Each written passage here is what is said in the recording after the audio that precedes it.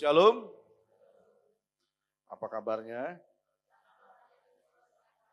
Haleluya. Bersama dengan Tuhan Yesus kita semua luar biasa. Amin. Kita sudah berada di pertengahan tahun ya. Ini sudah berada di bulan Juni. Di akhir Juni kita benar-benar sudah di pertengahan tahun, di tahun 2025. Nah, seperti saya katakan tadi bahwa kita nih sudah berada di bulan Juni. Amin. Bulan Juni adalah pertengahan tahun. Nah, kalau kita melihat Alkitab kita dalam kitab Yeremia pasal 29 ayat yang ke-11. Demikianlah firman Tuhan. Kita baca sama-sama. 1, 2, 3. Sebab aku ini mengetahui rancangan-rancangan apa yang ada padaku mengenai kamu. Demikianlah firman Tuhan. Yaitu rancangan damai sejahtera dan bukan rancangan kecelakaan. Untuk memberikan kepadamu hari depan yang penuh harapan. Ini janji Tuhan. Bahwa dikatakan rancangan Tuhan itu bukanlah rancangan kecelakaan. Tetapi apa? Rancangan yang penuh dengan damai sejahtera buat setiap kita semua. Yaitu rancangan di mana hari depan yang penuh dengan harapan. Artinya bukan harapan yang palsu, bukan masa depan yang suram, tetapi harapan yang penuh keindahan, yang penuh dengan janji-janji Tuhan. Yang percaya katakan amin. Yang percaya katakan amin. Tetapi kalau kita melihat ayat ini, apakah ayat ini sudah tergenapi? Saya percaya sudah tergenapi. Yang mengerti katakan amin. Kalau kita mau hitung, kita udah gak bisa menghitung semua kebaikan Tuhan selama kita hidup. Yang mengerti katakan amin. Kalau kita masih bisa bernapas tanpa alat bantu aja sampai hari ini semua karena kebaikan Tuhan. Berapa banyak orang di rumah sakit sana menggunakan alat bantu, oksigen. Untuk apa? Bisa bernafas. Kalau kita masih bisa napas dengan bebas, dengan sehat dan sebagainya, ini semua karena anugerah Tuhan yang mengerti kata amin. Dan saya percaya ayat ini tergenapi buat setiap kita semua. Tetapi mungkin ada yang bertanya, Pak, saya sudah menjadi orang Kristen, mungkin sudah 20 tahun, mungkin sudah 30 tahun, saya tidak tahu. Ada mungkin sejak lahir, ada mungkin baru 5 tahun. Tetapi sampai hari ini saya mungkin berkata belum mengalami yang namanya kebaikan Tuhan. Banyak proses, banyak pergumulan yang saya hadapi, apalagi belakangan ini. Setelah COVID lah contoh. Dengar baik-baik. Ikut Yesus itu, Yesus tidak pernah ngomong bahwa kita ini akan dibebaskan yang damai dari penderitaan dan pergumulan. Yang ada Tuhan akan selalu memberikan kekuatan waktu kita menghadapi mungkin tekanan, pergumulan yang mengerti kata amin. Kita lihat ayatnya. Yesaya pasal 41. Ayat yang ke-10. Janganlah takut sebab aku ini menyertai engkau. Janganlah bimbang sebab aku ini Allahmu.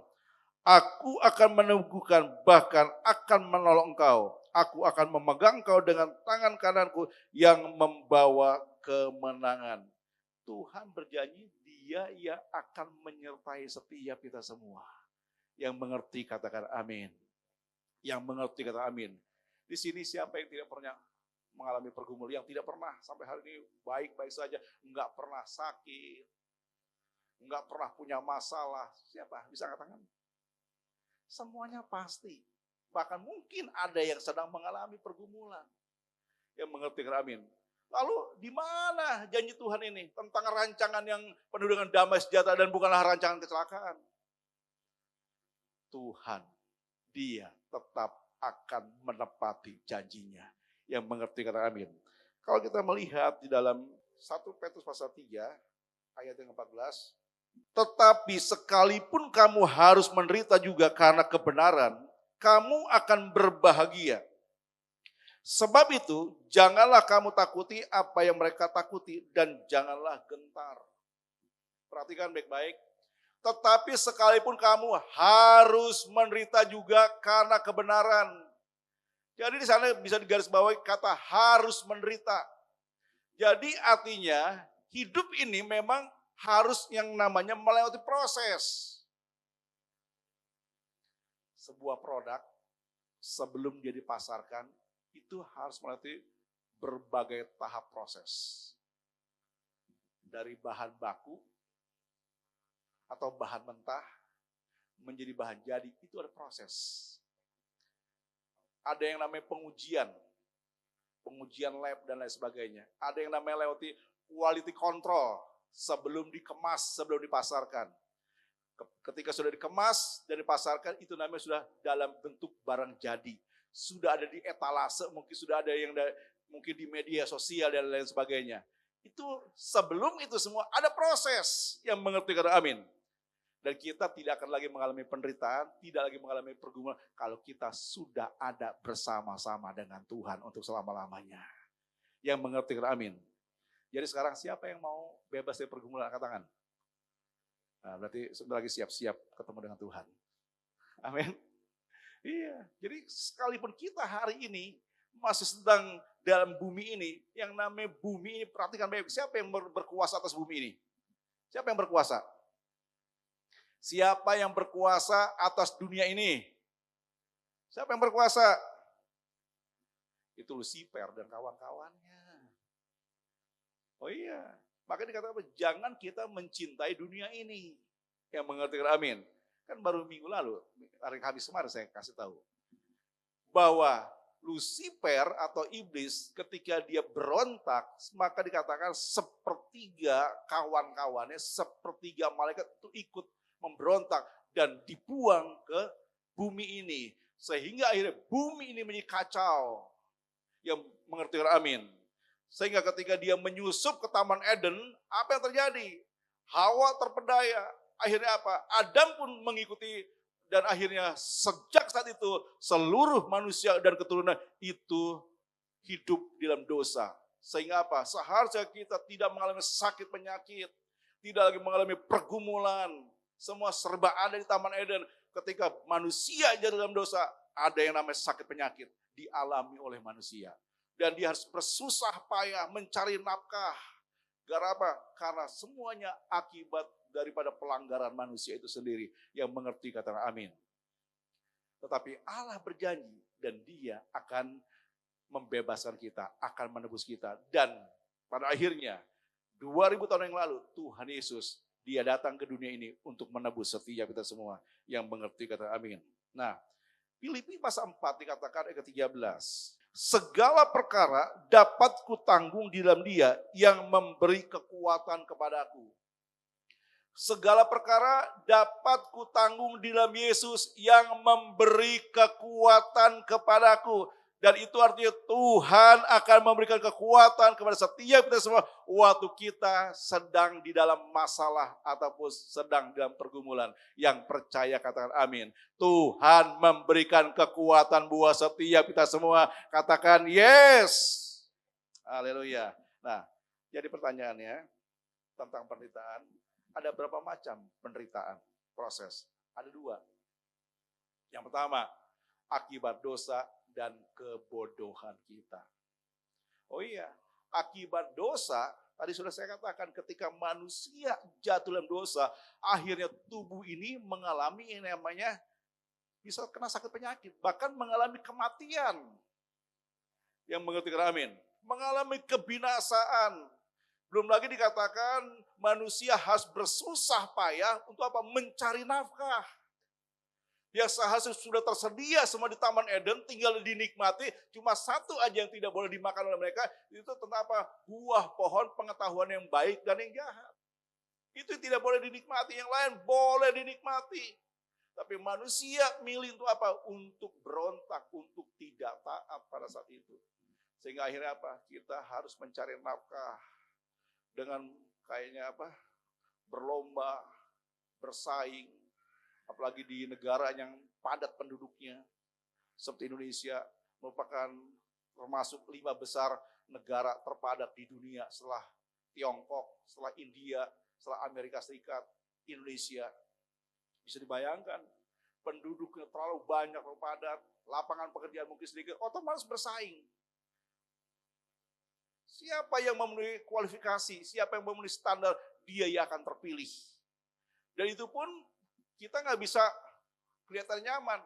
Sewaktu-waktu bisa berubah, bisa yang namanya adanya PHK massal dan lain sebagainya. Dan itu bisa dialami. Mungkin yang berbisnis, mengalami penurunan dan sebagainya, dan lain sebagainya. Itu pun jadi pergumulan. Dan saya percaya, sekali lagi, oleh karena kebodohan, kita bisa mengalami yang namanya masalah. Yang mengerti amin. Yang mengerti kata amin. Ada banyak kasus yang lagi viral, ya baru beberapa hari ini tentang longsor yang terjadi di Cirebon. Ya kan, ini kan karena sudah dikasih tahu berulang-ulang, berbahaya, tapi tetap nggak mudeng. Pada akhirnya apa? Terjadi longsor. Kemarin saya lihat, saya baca sudah 14 orang yang meninggal dunia. Belum lagi peristiwa-peristiwa lain. Udah tahu itu narkoba. Karena pergaulan, karena kebodohan. Tetap aja dicicipi, tetap aja dinikmati. Akhirnya apa? Rusak tubuhnya, rusak badannya. Dan semuanya menjadi rusak gara-gara kebodohan. Yang mengerti amin. Gara-gara kebodohan. Apalagi mungkin membunuh dan lain sebagainya. Ini kan kebodohan. Dan kalau dia mengerti dampaknya, konsekuensinya, dia tidak akan melakukannya. Jelas karena kebodohan, mungkin karena emosi, nggak tahan, amarah yang menguasai. Dia mungkin naik darah dan dia mungkin menghilangkan nyawa. Konsekuensinya harus menjalani hukuman. Itu kan kebodohan. Yang mengerti amin. Jadi masalah akibat kebodohan. Tetapi yang berikutnya lah, karena kebenaran, endingnya pasti membawa kebahagiaan. Yang mengerti amin. Yang pertama pun kalau bertobat, dia pasti endingnya akan mengalami kebahagiaan. Tapi kalau kedua, kalau kita sudah sungguh-sungguh beribadah, sudah sungguh-sungguh kita melayani, berdoa setiap hari, merenungkan firman, tapi masih aja kita punya masalah, masih aja kita mengalami pergumulan, Tuhan tuh punya maksud dan tujuan. Yang mengerti amin. Apa sih maksudnya? Kita lihat yang pertama. Kenapa Tuhan izinkan penderitaan terjadi? Yang pertama, untuk melihat kualitas dari kita umatnya. Yang mengerti amin. Dilihat kualitasnya. Kalau kita mungkin nggak punya masalah, wah kayaknya muji Tuhan entengnya, enjoy. Wah ketawa-ketawa, bisa nari, coba sedang pergumulan. Diajak muji Tuhan ya kayaknya nyembahnya berat. Bener nggak? Diajak melayani, aduh ini udah sampai di ubun-ubun. Masalah, pergumulan. Biasanya orang udah mulai, aduh goyah, mulai stres, mulai linglung dan sebagainya. Dan disinilah Tuhan akan melihat kualitas kita. Yang mengerti amin. Yang mengerti amin. Hidup ini harus siap menjalani proses. Kalau kita tidak mengalami proses, Tuhan tuh, sekali lagi, ingin melihat kualitas kita. Bahkan saudara-saudara kita, bahkan semua orang juga ingin melihat kualitas kita. Kalau kita dalam keadaan nyaman-nyaman saja, bisa-bisa saja. Pokoknya cekakak, cekikik, dan lain sebagainya. Coba kalau punya masalah pergumulan, masih setia ibadah enggak? Amin. Makanya pertama, kualitasnya seperti apa? Kita lihat. Yang pertama adalah masalah kesetiaan kepada Tuhan. Wahyu pasal 2 ayat 10 berkata seperti ini. Jangan takut terhadap apa yang harus engkau derita. Sesungguhnya iblis akan melemparkan beberapa orang dari antaramu ke dalam penjara supaya kamu dicobai dan kamu akan beroleh kesusahan selama 10 hari. Hendaklah engkau setia sampai mati dan aku akan mengaruniakan kepadamu mahkota kehidupan. Yesus adalah sinless, tanpa dosa. Hidup dalam kebenaran. Tetapi apakah Yesus menderita? Yesus menderita. Betul nggak? Tetapi penderitaan karena kebenaran. Yesus sampai akhirnya apa? Disesah, dipukul, dicambuk, bahkan Yesus sampai disalibkan. Dan itu bukanlah kekalahan.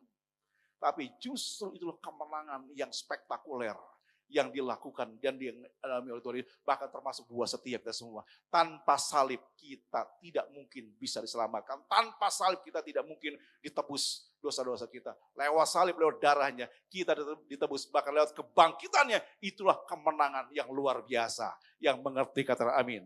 Jadi Yesus aja diproses mengalami penderitaan. Kalau saudara baca dalam Alkitab, tokoh-tokoh dalam Alkitab, nabi-nabi dalam Alkitab, semuanya mengalami proses. Yeremia, Musa, Daud, Daniel, Sadrak, Mesak, Abednego, Ayub, semuanya diproses. Tidak ada yang tidak mengalami penderitaan, tidak ada yang tidak diproses, semuanya diproses. Apakah mereka nggak sungguh-sungguh? Mereka sungguh-sungguh dengan Tuhan. Tapi lewat proses itu, Tuhan bisa lihat kualitasnya. Yang mengerti kami, mereka tetap setia. Di tengah-tengah ancaman, Daniel nggak peduli, dia tetap berdoa 1 hari 3 kali. Amin. Oh iya. Di tengah-tengah proses itu bukan cuma bertanya, bahkan berkat pun proses. Di tengah-tengah kelimpahan yang dialami oleh Daud, dia tetap 7 kali sehari dia memuji-muji Tuhan. Itu Daud. Proses itu bukan cuma dalam keadaan kita menderita, kelimpahan pun proses. Yang ngerti kata amin. Udah kelimpahan, udah banyak duit, masih setia ibadah enggak? Masih berdoa enggak? Jangan mentang-mentang udah kelimpahan, udah enggak perlu Tuhan. Semuanya adalah ujian. Yang mengerti kata amin. Yang mengerti kata amin. Jadi ayo, di tengah-tengah proses, karena kebenaran, Tuhan ingin melihat kualitas hidup kita, kualitas rohani kita. Kita harus tetap setia kepada Tuhan. Setia beribadah. Amin. Apa kalau orang yang setia? Dia nggak akan ibadah. Lebih baik apa? Dia mungkin kumpul di tempat yang lainnya. Mungkin dia nongkrong di tempat yang lainnya. Mungkin dia lebih baik di rumah, tidur-tiduran. Tapi kita di sini adalah orang-orang yang punya kualitas. Kita tetap mau setia sama Tuhan. Yang percaya katakan amin. Yang setuju katakan amin. Kedua, dikatakan 1 Tesalonika 5 ayat 17. Itu apa? Tetaplah berdoa. Tetap berdoa dan berseru kepada Tuhan. Di tengah-tengah pergumulan, situasi yang tidak enak, Tuhan ingin melihat kualitas kita. Yang pertama, masalah kesetiaan. Yang kedua apa? Tetap berdoa enggak? Ada berapa banyak orang akhirnya apa? Udah mulai kecewa sama Tuhan. Saya sudah ke gereja, saya udah ikut kul, saya sudah setia melayani, kok masalah enggak beres-beres. Udah malas lah dia, udah enggak doa lagi. Kecewa sama Tuhan. Saya berdoa, kita tetap belajar apa? Tetap berdoa. Ini kata Rasul Paulus. Kita harus tetap berdoa. Apakah Rasul Paulus tidak punya pergumulan? Tidak punya pergumulan? Oh iya, mengalami banyak pergumulan. Dia dipenjarakan, dan dia dipukuli, dan dia disiksa, dan lain sebagainya. Tetapi dikatakan Rasul Paulus, dia tetap berseru sama Tuhan. Yang mengerti kata amin. Ini nggak gampang. Coba kalau misalkan kondisi kita dalam posisi yang sedang mengalami. Masih setia nggak kita berdoa? Jangan-jangan kita udah bosan doa. Udah 10 hari Tuhan, sudah sebulan, udah 2 bulan, enggak dijawab-jawab, udah malas doa, udah malas puasa, dan sebagainya. Tuhan sedang melihat kualitas hidup kita, lewat penderitaan, lewat pergumulan, lewat proses. Yang mengerti kata amin. Yang mengerti kata amin. Yang ketiga, kita lihat 1 Tesalonika 5:18. Mengucap syukurlah dalam segala hal, sebab itulah yang dikehendaki Allah di dalam Kristus Yesus bagi kamu. Yang ketiga, Tuhan ingin melihat kualitas seperti apa? Yang ketiga lah, tetap mengucap syukur enggak? Tetap belajar bersyukur atau enggak? Kalau masalah ngomong mungkin kurang, kita mungkin dalam kondisi banyak kurangnya. Tapi yang Tuhan mau belajar mengucap syukur. Yang mengerti kata amin. Oh iya, kita semua sini pasti pernah yang malah berada mungkin di titik nadir. Atau mungkin dan titik nol, bahkan mungkin di bawah. Tapi kita mau belajar mengucap syukur. Artinya apa? Tetap menerima bukan yang baik saja, yang tidak baik pun tetap belajar mengucap syukur. Dan saya percaya itu yang dikehendaki oleh Tuhan. Yang mengerti amin. Ayub, luar biasa kisah Ayub. Bayangkan zaman itu, Ayublah orang yang paling kaya. Ayublah konglomerat di zaman dia. Mungkin dia berpikir, anak-anaknya mungkin, waduh, bapak gua hartanya banyak. Makanya setiap hari cuma dugem kerjaannya. Pesta pora, terus setiap hari pesta pora. Tapi bapaknya setiap hari mendoakan anak-anak. Habis pesta pora didoakan, minta ampun Tuhan, didoakan terus sama Ayub. Dan pada akhirnya apa? Ketika iblis datang menghadap Tuhan, Tuhan katakan, bagaimana hambaku Ayub? Karena Engkau yang memberkati, Engkau yang melindungi, maka dia luar biasa. Oke, aku serahkan dia kepadamu. Tapi ingat ya, nyawanya harus tetap dipelihara. Tapi Tuhan nggak ngomong asal anak-anaknya. Tapi Tuhan cuma ngomong buat Ayub. Benar nggak? Apa yang terjadi? Bayangkan, dalam hitungan hari, seperti membalikkan telapak tangan, habis semuanya. Harta bendanya habis. Bukan cuma harta, orang kalau cuma kehilangan harta benda, mungkin masih bisa dicari lagi. Ini kehilangan anak-anaknya semuanya. Bayangkan, udah jatuh, ketimpa tangga, digigit anjing pula. Ini yang dialami oleh Ayub. Coba baik kita aja kadang-kadang, benar-benar kalau lagi benar-benar ini, apa ya sebetulnya? Apa sih sebetulnya? Kanker lah gitu ya. Kantong kering, tongpes ya, tongpes susah bener. Kantong kempes kayaknya udah pusing gitu ya. Sebab yang segala sesuatu kan nggak bisa ditunda. Cicilan nggak bisa ditunda mungkin. Pembayaran listrik nggak bisa ditunda. Bener nggak? Angsuran nggak bisa ditunda. Kita mau ngomong gitu sama ini apa? Leasing misalkan. Maaf lagi nganggur. Jangan tagih dulu ya, nggak mau tahu dia. Ya kan? Atau ngomong samprut, jangan lapar, ini nggak ada beras. Ya kan, jangan kerucuk-kerucuk. Nggak mau tahu dia, waktunya makan harus makan. Nggak peduli.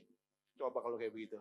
Tapi kita tetap percaya, ketika kita tetap belajar mengucap syukur, kita akan melihat di balik ucapan syukur, Tuhan akan sediakan sesuatu yang tak terduga. Itu berkat-berkat yang Allah sediakan buat setiap kita semua. Yang percaya katakan amin.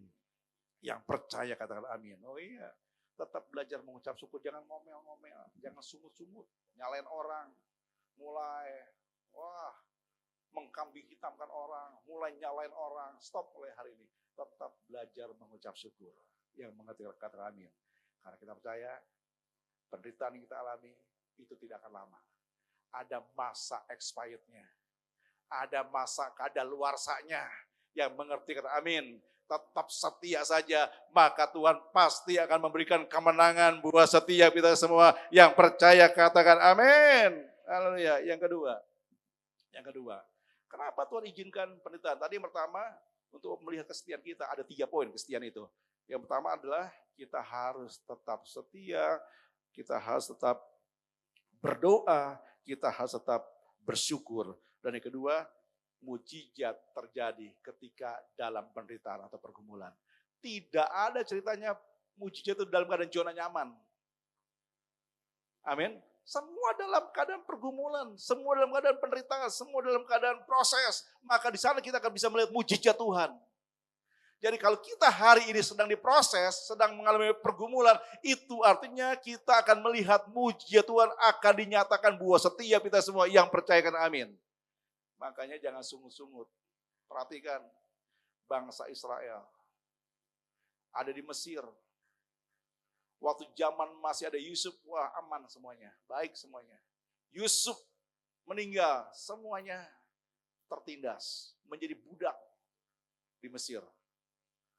Waduh, menjadi budak yang luar biasa, yang tidak ada upahnya, ditindas, nggak ada alasan. Aduh, meriang nggak kerja dulu, nggak bakal bikin batu, nggak bisa dipecut langsung, nggak bisa, mungkin ditendang, nggak bisa. Aduh, meriang dikit, banyak alasan gitu. Orang Indonesia kan mereka gitu. Aduh, biar bisa istirahat, meriang, alasan meriang. Mau diperiksa, pura-pura sakit. Ada begitu kan? Oh, sana nggak bisa, jam itu saya bisa bayar, dipecut semua, disikat semuanya. Bayangin, ini bukan waktu bergenerasi. Sampai dikatakan bangsa Israel itu ada di Mesir berapa tahun? 430 tahun. Mungkin di zaman Yusuf anggaplah 70 tahun. Selanjutnya, waduh, Yusuf sudah nggak ada, menderita semuanya. Dan gelar Firaun yang berikutnya yang nggak kenal Yusuf, semua disikat. Sampai akhirnya mereka semua berseru dan Tuhan mengangkat Musa. Ada tulah pertama sampai dengan tulah ke-10. Belum juga bebas, belum juga reda. Mereka akhirnya mau kembali ke Kanaan. 1 juta orang eksodus dari Mesir mau ke tanah Kanaan. Apa yang terjadi? Nggak ada kapal pesiar di pantai, nggak ada kapal tongkang di pantai, nggak ada perahu karet yang jumlahnya mungkin ratusan ribuan, nggak ada. Ini buat 1 juta orang sedang bergerak. Yang ada cuma laut yang luas, yang nggak pernah kelihatan tuh ujungnya. Di belakang tentara Firaun sedang mengejar. Udah nggak ada jalan, buntu. Mungkin ada kalanya kita kayak begitu. Udah nggak ada jalan, buntu nih. Kesana mentok, kesini mentok, udah buntu. Sementara tagihan datang terus. Biaya sekolah. Nggak mau tahu pihak sekolah. Ini udah nunggak, harus bayar. Kalau enggak akan bisa ikut ujian nih. Belum lagi mungkin yang lainnya, Ada 1-10 bahkan mungkin lebih. Di hadapan kita nggak ada jalan keluar. Ketika Musa berseru sama Tuhan. Dia terus berseru sama Tuhan. Dan dia terus berdoa sama Tuhan. Mujizat terjadi, laut pun terbelah. Amin. Dan Musa dan bangsa Israel berjalan di laut yang sudah terbelah. Dan ketika mereka sudah mau sampai ujung dan tentara Firaun dan pasukan sudah di tengah-tengah, tiba-tiba laut kembali tertutup lagi dan semuanya tewas. Itulah kehebatan Tuhan. Di tengah-tengah pergumulan kita akan melihat mujizat Tuhan. Yang percaya katakan amin. Yang penting terus jangan pernah kita menyerah. Tetap terus berharap sama Tuhan Yesus. Dan kita akan melihat mujizat pasti akan kita alami. Seperti Daniel pasal 6 ayat 23 kita lihat. Allahku telah mengutus malaikatnya untuk mengatupkan mulut singa itu. Sehingga mereka tidak mengapa-apakan aku. Karena ternyata aku tak bersalah di hadapannya. Tetapi juga terhadap Tuanku, ya Raja, aku tidak melakukan kejahatan. Daniel, di mana dia bisa mengalami mujizat Tuhan? Bukan di posisi jabatannya. Tetapi dikatakan Alkitab mencatat ketika dia di dalam gua singa. Coba sekarang, kita jalan-jalan yuk. Biaya sendiri ke Taman Safari. Sama di kandang singa, turun dari mobil. Berani nggak? Namanya cari penyakit sendiri itu ya. Coba kita ke kandang singa sana, kandang harimau. Belum makan lagi singa harimaunya. Lihat kok ketatap, langsung ketap dia. Ya kan, gemuk juga nih. Ya kan, lumayan. Ini di dalam gua singa, ada berapa ekor? Nggak pernah diceritakan, tapi banyak. Lebih daripada 1 ekor itu. Mungkin bisa 5 ekor, bisa 7 ekor. Itu. Tapi satu pun tidak ada yang melukai kulitnya Daniel. Ya kan? Tidak ada yang lecet. Karena apa? Karena Tuhan mengatupkan mulut singa. Karena Daniel orang yang intim dengan Tuhan. Yang mengerti namanya. Dan Tuhan tolong dia. Dan mujizat terjadi. Di mana Daniel tidak mati dan Daniel tidak luka sama sekali. Mungkin hari-hari ini ada singa-singa sekeliling kita. Amin. Nggak usah takut. Memang wajahnya menyeramkan, apalagi jantan kan. Rambutnya, bulunya menyeramkan. Belum ketika dia mangap, dia membuka mulutnya, taringnya mengerikan. Tetapi sekali lagi, itu cuma menakutkan saja, tapi dia tidak akan melukai kita. Seringkali kita dengan apa? Dengan pikiran kita udah berandai-andai, punya asumsi, wah nanti begini, udah ketakutan sendiri. Jangan takut. Kita akan melihat Tuhan tidak akan tinggal diam. Dia pasti akan tolong kita. Dan yang paling terakhir ketiga. Kenapa Tuhan izinkan penderitaan? Untuk disaksikan agar menjadi berkat buat orang yang mendengar. Ini penting. Ketika kita punya pergumulan yang Tuhan mau dan kita mengalami kemenangan, mengalami jalan keluar, mengalami mujizat Tuhan yang Tuhan mau, harus kita saksikan. Di wadah kita ini ada community of love, komunitas kasih. Di sana kita bisa saksikan.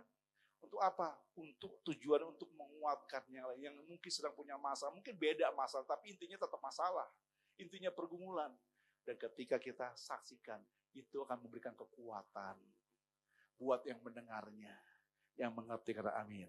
Jadi ayo kalau punya masalah kita sudah menemukan jalan keluar, jangan sungkan-sungkan bersaksi di amin.